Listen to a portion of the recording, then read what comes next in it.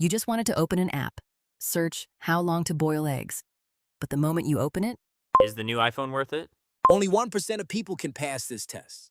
Breaking news. wait, what was I here for again? You try to remember. Nothing. And the scary part is, only a few minutes have passed. So, how long do you boil eggs again? You opened your phone with an intention. Just one.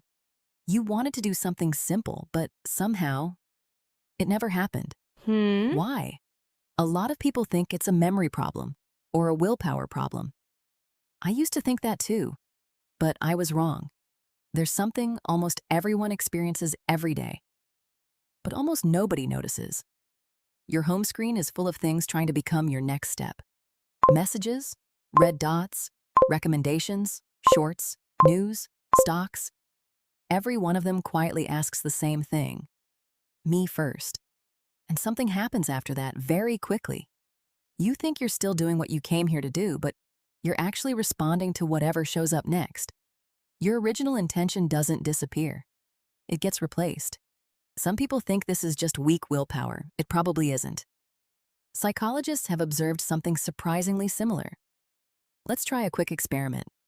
You walk into a room. You're about to grab a pair of scissors. The moment you step through the doorway, wait, what was I here to get? What was it? It's gone. You stand there trying to remember. Nothing. Psychologists call this the doorway effect. When you walk through a doorway, your brain automatically files away the previous context to make room for the new one, including that tiny intention you just had. The interesting part is, it doesn't only happen with doorways. It can happen whenever your brain enters a new context.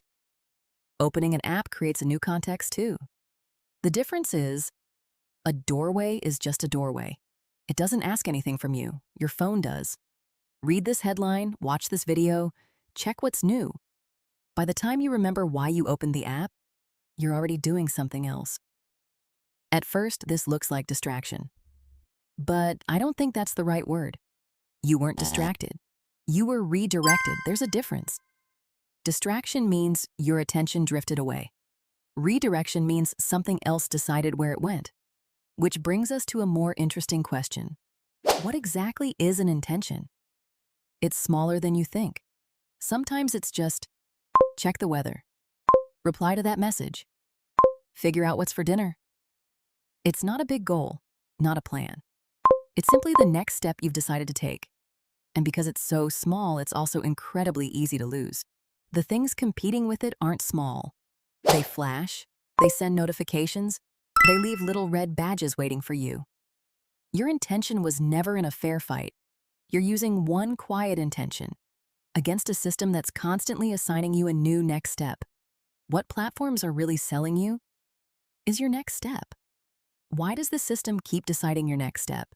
Because it has no idea what you originally came to do. And it doesn't need to. Its only job is to make sure there's always something for you to tap. Look at this. Maybe you'll like this. It never asks, what were you here for? Because in this system, the next step always matters more than the previous one. Whoever decides your next step decides where your next 10 minutes go, sometimes even your next hour. A day is made up of countless next steps, one after another, until they become your day. We store almost everything outside ourselves: photos, passwords, notes. Almost everything important has a place outside our minds. And yet, the one thing that decides what we do next exists only in our heads. As if the things most likely to disappear belong there. But do they? Your brain is incredibly good at taking in new things. It's not nearly as good at holding on to old ones. And intentions are some of the easiest things to replace. So if your intention doesn't belong in your head, where should it go? A reminder app? Probably not. Stop using your phone? Let's be realistic. The answer is much simpler. Before you enter the places that keep giving you a new next step, write yours down. Just one sentence. What are you about to do? Write it down. Let it exist somewhere outside your mind. Because as long as it only exists in your head, the next thing that appears can take it away. This is something it took me a long time to realize. I used to think I just had a bad memory, so I kept trying to remember more. But eventually I realized Remembering was never the goal. I needed to take back my next step. Before something else replaced it, I needed to put it somewhere it wouldn't disappear so easily. That's why I built my own system, not to manage more information, but to decide my next step before I enter the feed. If your next step decides your next 10 minutes, and your next 10 minutes decide your day, then your next step should be decided by you. If you've ever opened your phone and forgotten why you picked it up, maybe what you need isn't stronger willpower, just a place where your next step is the first thing you see. And if you'd like to see more videos about information, attention, and the relationship between people and the tools they use, consider subscribing. See you in the next one.